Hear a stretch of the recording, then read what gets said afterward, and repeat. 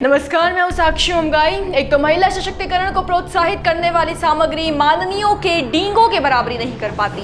ऊपर से जब जरूरतमंद उस पर पाई खर्चने से इनकार कर देता है तो विभाग वसूली का दायित्व गरीब कार्यकर्त्रियों के नाम कर देता है। यानी कि अगर ये कम था कि उत्तराखंड का महिला सशक्तिकरण एवं बाल विकास विभाग महिलाओं के उत्थान के नाम पर दुकान चला रहा था, तो कसर पूरी करने के लिए विभाग ने उस सामान का अमाउंट कार्यकर्त्रियों से मांग कर उनकी मुश्किलें बढ़ा दी, जिस सामान की बिक्री हुई ही नहीं। देखिए, हम नहीं कह रहे बल्कि ये आरोप कांग्रेस ने लगाए हैं। उत्तराखंड कांग्रेस ने सरकार और विभागीय मंत्री रेखा आर्य को घेरते हुए कहा है कि प्रदेश में महिला सशक्तिकरण के नाम पर महिलाओं की आंखों में धूल झोंकी जा रही है। साथ ही अपने मुफ्त के वादे को भूलकर विभाग दुकान चला रहा है 100 अलग। अब क्या ये पूरा मामला क्यों कैबिनेट मंत्री रेखा आर्य कांग्रेस के निशाने पर आई है और यहाँ किस सामान की बात हो रही है? आइए प्रदेश के साथ रिपोर्ट में सारे जवाब जानते हैं, पूरा मामला समझते हैं। देखिए, महिलाओं के उत्थान का बखान करने वाले राजनेताओं की कमी ना तो देश में है, ना ही राज्य में और ना ही किसी दल में।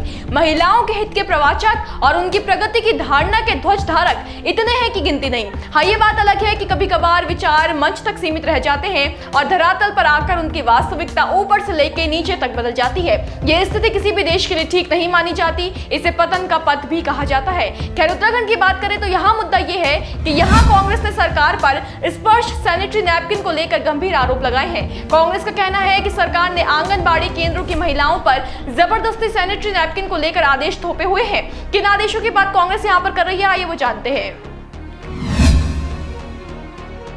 दरअसल उत्तराखंड कांग्रेस का कहना है कि पिछले साल मुख्यमंत्री आवास में एक समारोह आयोजित किया गया था, जिसमें प्रदेश के कोने कोने से आंगनबाड़ी कार्यकर्त्रियों को महिला एवं बाल विकास विभाग के द्वारा लाया गया। उस समारोह के दौरान मुख्यमंत्री पुष्कर सिंह धामी ने सार्वजनिक रूप से घोषणा करी कि प्रदेश की बच्चियों को आंगनबाड़ी केंद्रों के माध्यम से मुफ्त सैनिटरी नैपकिन वितरित किए जाएंगे। उत्तराखंड कांग्रेस की मुख्य प्रवक्ता गरिमा मेहरा दसोनी का कहना है कि पहले तो मुफ्त सैनिटरी नैपकिन देने की बात करने वाले विभाग की ओर से एक पैकेट की कीमत तय कर दी गई। ऊपर से सैनिटरी नैपकिन की गुणवत्ता इतनी खराब थी कि महिलाओं और बच्चियों ने इन्हें खरीदने से ये कहकर इनकार कर दिया कि यदि सरकार से नैपकिन पैसे में ही खरीदने हैं तो इन बेकार नैपकिनों के बदले बाजार से ही अच्छी क्वालिटी के नैपकिन खरीदना बेहतर रहेगा। सुने क्या बोली गरिमा मेहरा दसोनी। महिला एवं बाल विकास मंत्रालय की ओर से ये सैनिटरी नैपकिन जबरदस्ती थोपे गए आंगनबाड़ी कार्यकर्त्रियों को और उनसे कहा गया कि आप अपने केंद्रों में बच्चियों को इसको वितरित करिए, जबकि विगत वर्ष मुख्यमंत्री जी ने मंच से इस बात की घोषणा की थी कि इन सैनिटरी नैपकिन्स का मुफ्त में वितरण किया जाएगा प्रदेश की बच्चियों को आंगनबाड़ी कार्यकर्त्रियों के द्वारा। लेकिन अब 6 रुपया प्रति पैकेट में इसको विभाग के द्वारा बेचा जा रहा है और महिलाओं से कहा जा रहा है कि 5 रुपया प्रति पैकेट आप विभाग को जमा करिए और 1 रुपया आप स्वयं के लिए रखिए।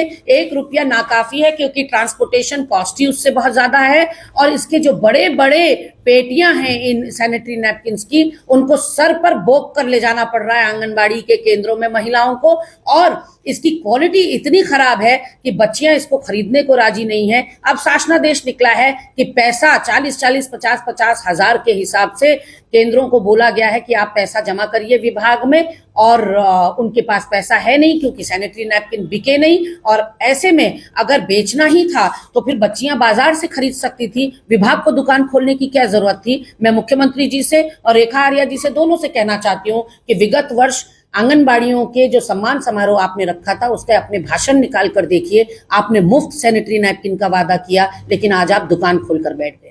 गौर कीजिए कि अपने बयान में कांग्रेस की ओर से सरकार और महिला सशक्तिकरण एवं बाल विकास विभाग पर एक नहीं बल्कि 3 गंभीर आरोप लगाए गए हैं। पहला, कांग्रेस का सीधा कहना है कि सीएम द्वारा मुफ्त सैनिटरी नैपकिन देने की बात कही गई थी, लेकिन विभाग ने उल्टा 6 रुपए की कीमत पर सैनिटरी नैपकिन बेचे, जिसमें 5 रुपए प्रति पैकेट विभाग को और 1 रुपए प्रति पैकेट कार्यकर्त्रियों को स्वयं रखने की बात कही गई। दूसरा, दसोनी के अनुसार जिस सुविधा या फिर जिस सामान पर रेखा आर्य के विभाग ने खूब वाहवाही बटोरी, उसकी गुणवत्ता इतनी खराब थी कि उसे महिलाओं द्वारा खरीदा ही नहीं गया।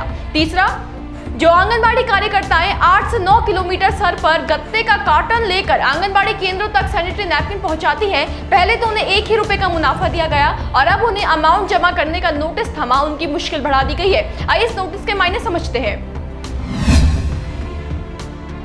देखिए, अगर कांग्रेस के आरोपों को सही माना जाए तो गरीब पृष्ठभूमि से संबंध रखने वाली आंगनबाड़ी कार्यकर्तियों के लिए हजारों रुपए का वो अमाउंट जमा करवाना संभव नहीं है जिसकी मांग नोटिस में की गई है। क्योंकि खराब गुणवत्ता के कारण सैनिटरी नैपकिन बिके नहीं है, इसलिए दसौनी ने इस नोटिस को इन कार्यकर्तियों के लिए वज्रपात के समान बताया है। इसी के साथ कांग्रेस ने विभागीय मंत्री रेखा आर्य पर अपने चहेतों को लाभ पहुंचाने के आरोप भी लगाए हैं।